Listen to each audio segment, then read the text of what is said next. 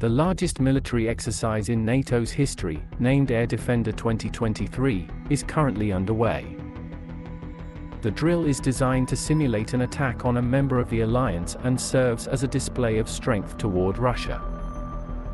It involves approximately 10,000 participants and 250 aircraft from 25 nations, including Sweden, which aspires to join NATO, and Japan. The exercise commenced today with the first planes taking off from airfields in northern Germany. The United States is making a significant contribution, sending 2,000 Air National Guard personnel and around 100 aircraft. Amy Gutmann, the U.S. ambassador to Germany, emphasized the significance of the exercise, stating that world leaders, including Putin, would undoubtedly take note of the spirit and strength displayed by the alliance. Lieutenant Gen. Michael Lowe, director of the U.S. Air National Guard, highlighted that the exercise goes beyond deterrence and aims to establish a comprehensive understanding of confronting a major power in a competitive global environment. The operation is scheduled to continue until June 23. Since its establishment in 1949, NATO has maintained an open-door policy for new members who meet the criteria for admission. Given the history of countries previously annexed, subjugated, or invaded by the Soviet Union, it is understandable that they would seek closer security ties with the West following the USSR's collapse in 1991. The United States and other NATO allies have made efforts to support the aspirations of these newly liberated societies, while also engaging in partnerships with Russia on European and other security matters, albeit with varying degrees of success. Russian President Vladimir Putin's attempt to shift blame onto NATO for his invasion of Ukraine on February 24, 2022, is flawed for two key reasons. Firstly, the relationship between Russia and the West has not been consistently strained by NATO enlargement. In fact, Moscow has previously acknowledged Ukraine's right to join NATO. The Kremlin's complaints about the alliance have coincided with democratic breakthroughs in the post-Soviet region, indicating that Putin's concerns lie more with democracy and its threat to his regime rather than expanded NATO membership. Therefore, removing the possibility of NATO membership for Ukraine will not address Putin's underlying insecurity. His stated goal of denazify Ukraine is merely a cover for his true objective, regime change and the suppression of democracy.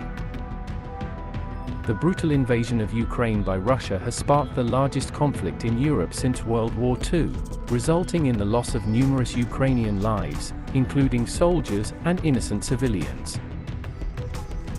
Despite the overwhelming evidence of Russian aggression, Putin persistently attempts to blame NATO. He frequently asserts that NATO expansion is the primary cause of the crisis, disregarding the fact that it is his deployment of 200,000 Russian troops to attack Ukrainian ports, airfields, roads, railways, and cities that are at the heart of the conflict. This narrative, popularized by John Mearshima's controversial 2014 article in Foreign Affairs titled, "The Ukraine Crisis is the West's Fault," has become a prevailing framework for explaining or justifying Russia's ongoing war against Ukraine. This perspective has been echoed not only in Moscow but also by politicians, analysts, and writers in the United States, Europe, and elsewhere. Advocates of this viewpoint argue that multiple rounds of NATO enlargement have exacerbated Russia's sense of insecurity, as the alliance has moved closer to Russia's borders. They contend that this, in turn, prompted Putin to resort to violent measures, such as the invasions of Georgia in 2008 and Ukraine in 2014, and now the anticipated second, potentially larger invasion of Ukraine. According to this line of thinking, preventing future conflicts would involve removing Ukraine's NATO membership from the equation. However, this argument is flawed both in terms of historical context and Putin's actual motivations. NATO expansion has not been a constant source of tension between Russia and the West, but rather a variable that fluctuates over time. The prominence of this issue has not primarily been driven by waves of NATO enlargement, but rather by waves of democratic expansion in Eurasia. It is evident that Moscow's complaints about the alliance intensify following democratic breakthroughs. While Putin has effectively blocked NATO expansion for Georgia and Ukraine due to their partial occupation by Russian forces, it undermines his claim that the current invasion is solely driven by concerns over NATO membership. He has already achieved his goal of preventing NATO expansion in practice, indicating that his ambitions in Ukraine today extend beyond that. What he truly seeks is the eradication of democracy and the re-establishment of subjugation. In his hour-long explanation for the invasion on February 24, Putin made this intention explicitly clear.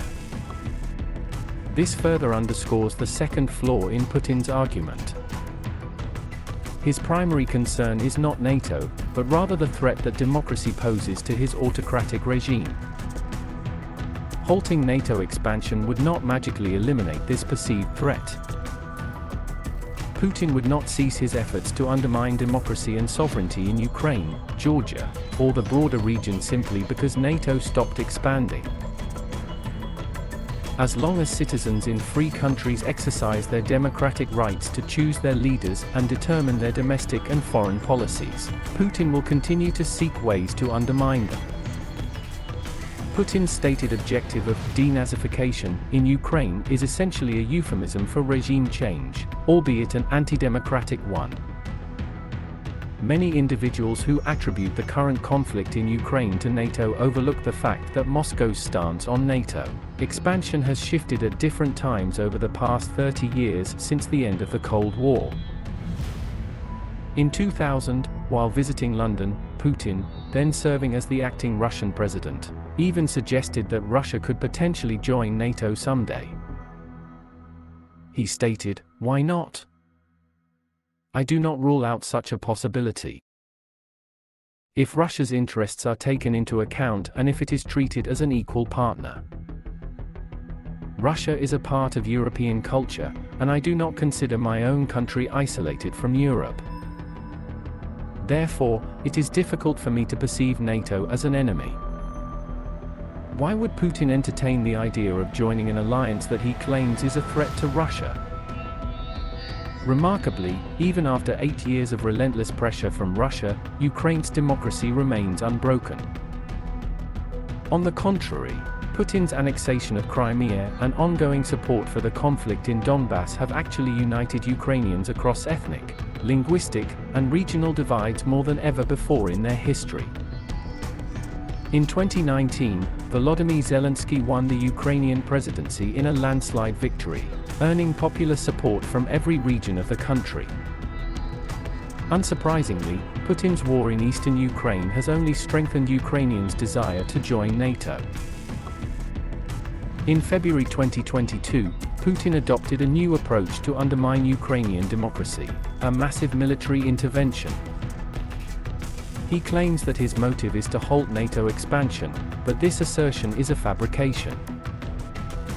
There have been no changes in Ukraine-NATO relations over the past year.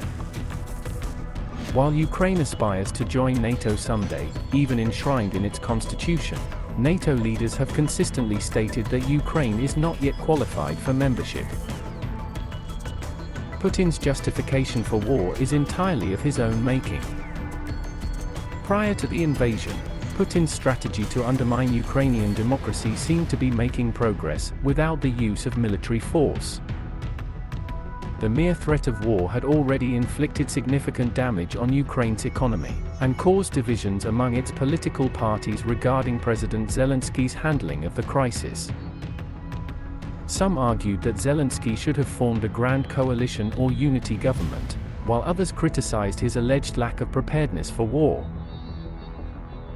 There were also claims that Zelensky displayed diplomatic inexperience by debating the likelihood of a Russian invasion with US President Joe Biden when unity with the West was crucial.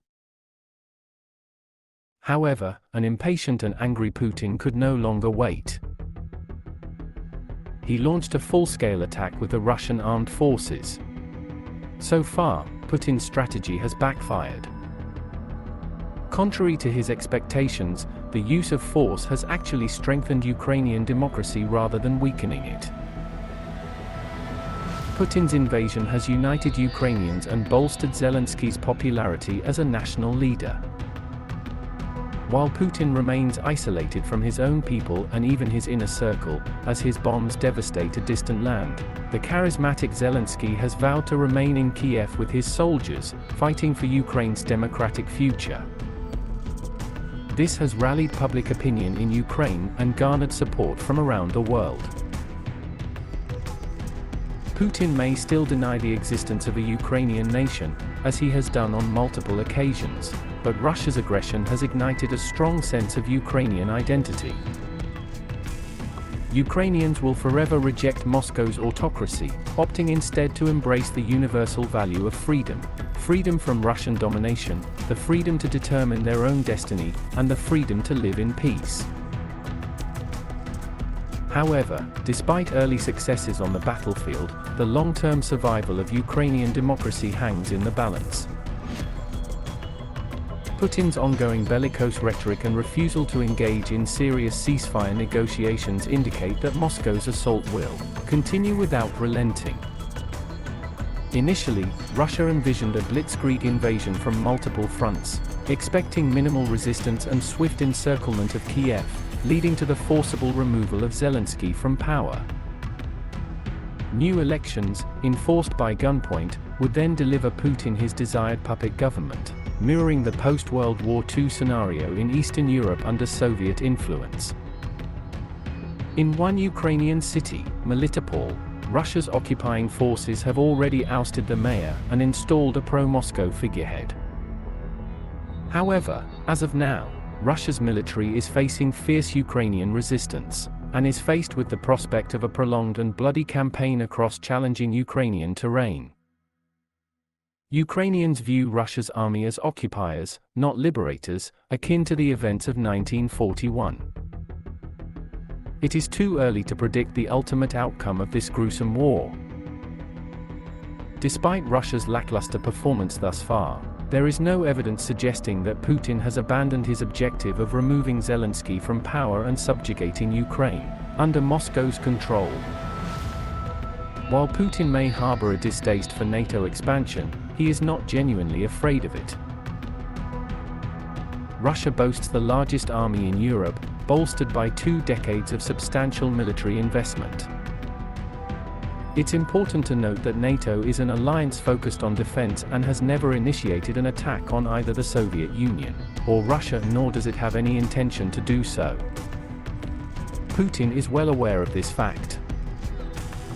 However, what truly concerns him is the presence of a thriving democracy in Ukraine.